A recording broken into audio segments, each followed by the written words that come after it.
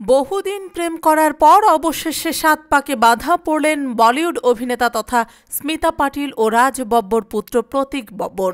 প্রেমিকা বাঙালি কন্যা তথা অভিনেত্রী প্রিয়া বন্দ্যোপাধ্যায়ের গলাতেই মালা দিলেন প্রতীক। প্যাস্টেল শেডের পোশাকেই দুজনেই সেজে উঠেছিলেন। প্রতীক ও প্রিয়ার বিয়ে ছিল একেবারেই ছিমছাম।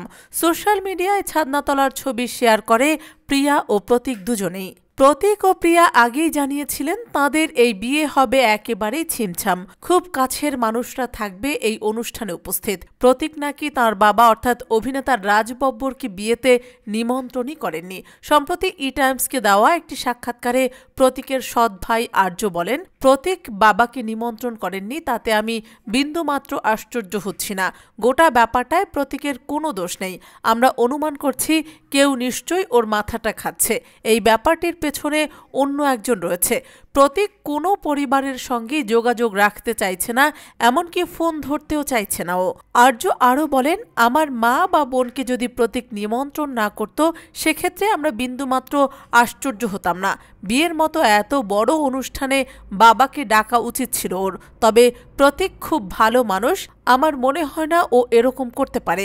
বাড়ির কেউ ওকে প্রভাবিত করছে। প্রসঙ্গত ১৯৮২ সালে একটি সিনেমার সেটে প্রথম আলাপ হয় স্মিতা ও রাজের।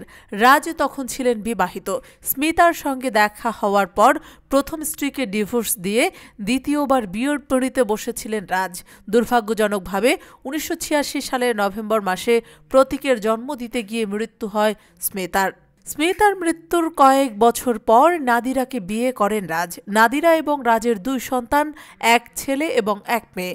বাবা এবং ভাই বোনদের সঙ্গে ভালো সম্পর্ক থাকা সত্ত্বেও আশ্চর্যজনকভাবে নিজের বিয়েতে কাউকে নিমন্ত্রণ করেননি প্রতীক।